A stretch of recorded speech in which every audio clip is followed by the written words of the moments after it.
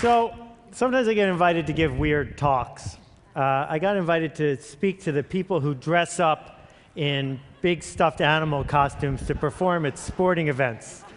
Unfortunately, I couldn't go, but it got me thinking about the fact that these guys, at least most of them, know what it is that they do for a living. What they do is they dress up as stuffed animals and entertain people at sporting events. Shortly after that, I got invited to speak at the convention of the people who make balloon animals.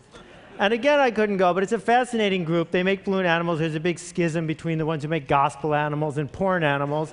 But they do a lot of really cool stuff with balloons. Sometimes they get in trouble, but not often. And the other thing about these guys is they also know what they do for a living. They make balloon animals. But what do we do for a living? What exactly do the people watching this do every day? And I want to argue that what we do is we try to change everything. That we try to find a piece of the status quo, something that bothers us, something that needs to be improved, something that's itching to be changed, and we change it. And we try to make big, permanent, important change. But we don't think about it that way, and we haven't spent a lot of time talking about what that process is like. And I've been studying it for a couple years, and I want to share a couple stories with you today. First, about a guy named Nathan Winograd. Nathan was the #2 person at the San Francisco SPCA. And what you may not know about the history of the SPCA is it was founded to kill dogs and cats. Cities gave them a charter to get rid of the stray animals on the street and destroy them. And in a typical year, 4 million dogs and cats were killed, most of them within 24 hours of being scooped off the street. Nathan and his boss saw this, and they could not tolerate it. So they set out to make San Francisco a no-kill city. Create an entire city where every dog and cat, unless it was ill or dangerous, would be adopted, not killed. And everyone said it was impossible.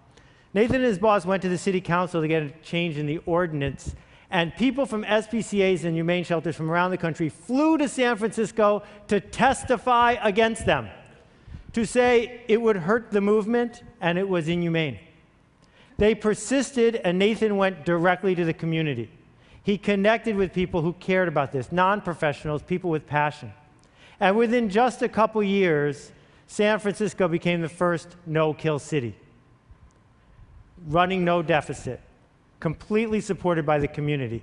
Nathan left and went to Tompkins County, New York, a place as different from San Francisco as you can be and still be in the United States. And he did it again. He went from being a glorified dog catcher to completely transforming the community. And then he went to North Carolina and did it again. And he went to Reno and he did it again.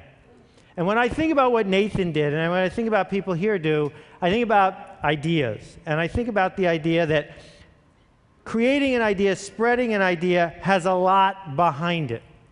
And I don't know if you've ever been to a Jewish wedding, but what they do is they take a light bulb and they smash it.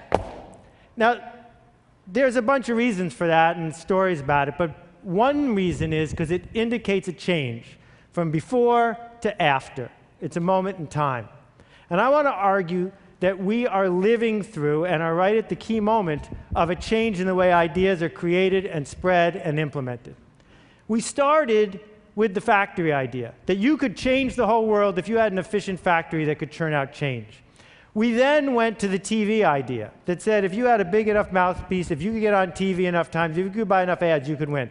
And now we're in this new model of leadership, where the way we make change is not by using money or power to lever a system, but by leading. So let me tell you about the 3 cycles. The first one is the factory cycle. Henry Ford comes up with a really cool idea.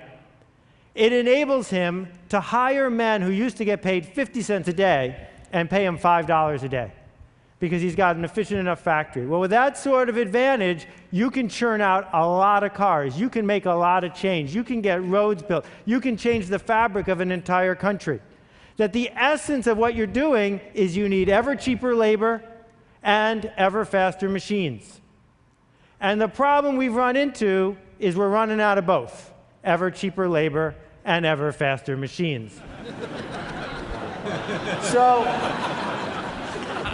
we shift gears for a minute and say, I know, television, advertising, push, take a good idea and push it on the world.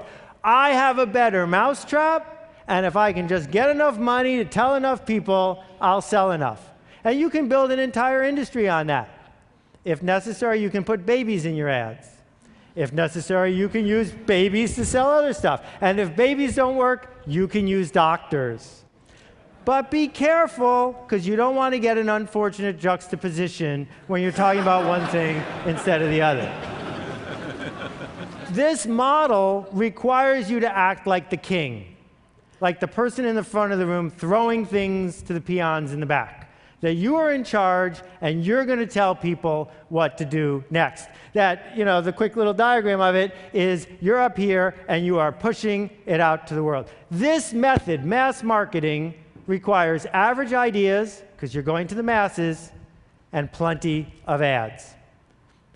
What we've done as spammers is tried to hypnotize everyone into buying our idea, hypnotize everyone into donating to our cause, hypnotize everyone into voting for our candidate. And unfortunately, it doesn't work so well anymore either.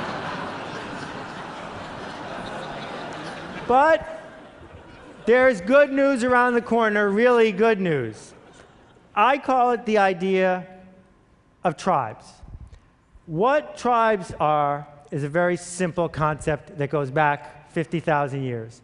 It's about leading and connecting people and ideas. And it's something that people have wanted forever. Lots of people are used to having a spiritual tribe or a church tribe, having a work tribe, having a community tribe. But now, thanks to the internet, thanks to the explosion of mass media, thanks to a lot of other things that are bubbling through our society around the world, tribes are everywhere. The internet was supposed to homogenize everyone by connecting us all. Instead, what it's allowed is silos of interest. So you got the red hat ladies over here, you got the red hat triathletes over there. You got the organized armies over here, you got the disorganized rebels over here. You got people in white hats making food and people in white hats sailing boats. The point is that you can find Ukrainian folk dancers and connect with them because you want to be connected. That people on the fringes can find each other, connect, and go somewhere. Every town that has a volunteer fire department understands this way of thinking.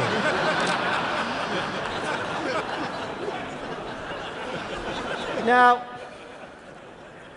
it turns out this is a legitimate non-photoshopped photo. People I know who are firemen told me that this is not uncommon, and that what firemen do to train sometimes is they take a house that's going to be torn down and they burn it down instead and practice putting it out, but they always stop and take a picture. So, the pirate tribe is a fascinating one. They got their own flag, they got the eye patches. You can tell when you're running into someone in a tribe. And it turns out that it's tribes, not money, not factories, that can change our world, that can change politics, that can align large numbers of people. Not because you forced them to do something against their will, but because they wanted to connect.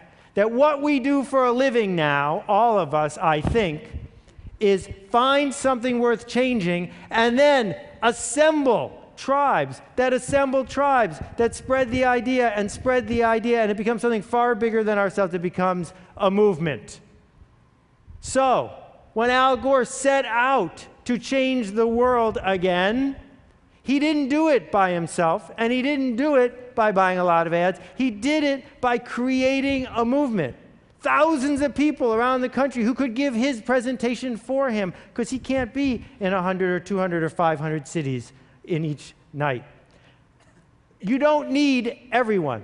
What Kevin Kelly has taught us is you just need, 1,000 true fans. 1,000 people who care enough that they will get you the next round and the next round and the next round. That means that the idea you create, the product you create, the movement you create isn't for everyone. It's not a mass thing. That's not what this is about. What it's about instead is finding the true believers. It's easy to look at what I've said so far and say, wait a minute, I don't have what it takes to be that kind of leader. So here are two leaders. They don't have a lot in common. They're about the same age, but that's about it. What they did, though, is each in their own way created a different way of navigating your way through technology. So some people would go out and get people to be on one team, and some people would get people to be on the other team. It also informs the decisions you make when you make products or services. This is one of my favorite devices. But what a shame that it's not organized to help authors create movements. What would happen if when you're using your Kindle, you could see the comments and quotes and notes from all the other people reading the same book as you in that moment, or from your book group, or from your friends, or from the circle you want? What would happen if authors or people with ideas could use version 2, which comes out on Monday, and use it to organize people who want to talk about something? Now, there's a million things I could share with you about the mechanics here, but let me just try a couple. The Beatles did not invent teenagers. They merely decided to lead them.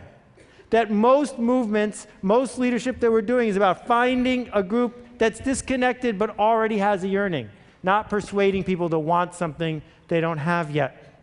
When Diane Hatz worked on the Matrix, her video that spread all across the internet about the way farm animals are treated, she didn't invent the idea of being a vegan. She didn't invent the idea of caring about this issue, but she helped organize people and helped turn it into a movement. Hugo Chavez did not invent the disaffected middle and lower class of Venezuela. He merely led them. Bob Marley did not invent Rastafarians. He just stepped up and said, "Follow me." Derek Sivers invented CD Baby, which allowed independent musicians to have a place to sell their music without selling out to the man, to have a place to take the mission they already wanted to go to and connect with each other. What all these people have in common is that they are heretics. That heretics look at the status quo and say, this will not stand. I can't abide this status quo. I am willing to stand up and be counted and move things forward. I see what the status quo is. I don't like it.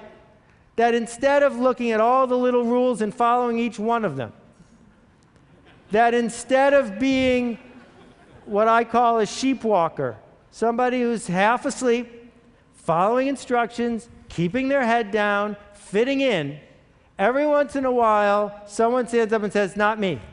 Someone stands up and says, this one's important. We need to organize around it. And not everyone will. But you don't need everyone. You just need a few people who will look at the rules, realize they make no sense, and realize how much they want to be connected. So Tony Hsieh does not run a shoe store. Zappos isn't a shoe store. Zappos is the one, the only, the best there ever was place for people who are into shoes to find each other, to talk about their passion, to connect with people who care more about customer service than making a nickel tomorrow. It can be something as prosaic as shoes and something as complicated as overthrowing a government. It's exactly the same behavior, though.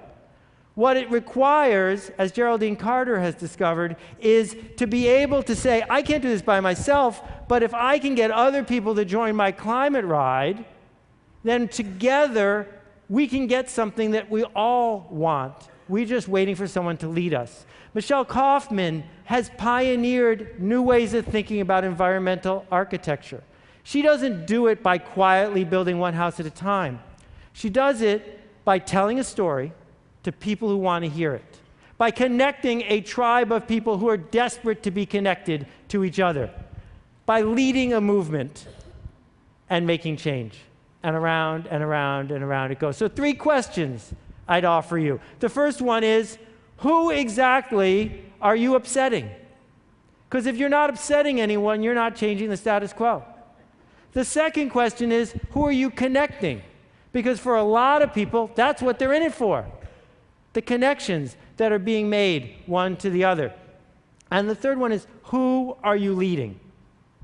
Because focusing on that part of it, not the mechanics of what you're building, but the who and the leading part is where change comes. So, Blake at Tom's Shoes had a very simple idea. What would happen if every time someone bought a pair of these shoes, I gave exactly the same pair to someone who doesn't even own a pair of shoes? This is not the story of how you get shelf space at Neiman Marcus. It's a story of a product that tells a story. And as you walk around with this remarkable pair of shoes and someone says, what are those? You get to tell the story on Blake's behalf, on behalf of the people who got the shoes. And suddenly it's not one pair of shoes or 100 pairs of shoes, it's tens of thousands of pairs of shoes. My friend Red Maxwell has spent the last 10 years fighting against juvenile diabetes. Not fighting the organization that's fighting it, fighting with them, leading them, connecting them, challenging the status quo because it's important to him. And the people he surrounds himself with need the connection. They need the leadership. It makes a difference. You don't need permission from people to lead them. But in case you do, here it is. They're waiting, we're waiting for you to show us where to go next.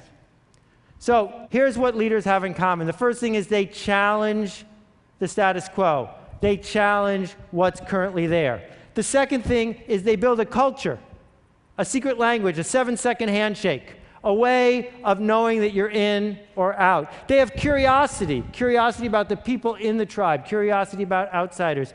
They're asking questions. They connect people to one another. Do you know what people want more than anything? They want to be missed. They want to be missed the day they don't show up. They want to be missed when they're gone. And tribe leaders can do that. And it's fascinating because all tribe leaders have charisma, but you don't need charisma to become a leader. Being a leader gives you charisma. And if you look and study the leaders who have succeeded, that's where charisma comes from the leading. And finally, they commit. They commit to the cause, they commit to the tribe, they commit to the people who are there. So I'd like you to do something for me, and I hope you'll think about it before you reject it out of hand.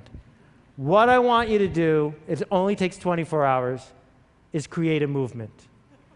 Something that matters. Start. Do it. We need it. Thank you very much. I appreciate it. Thank you.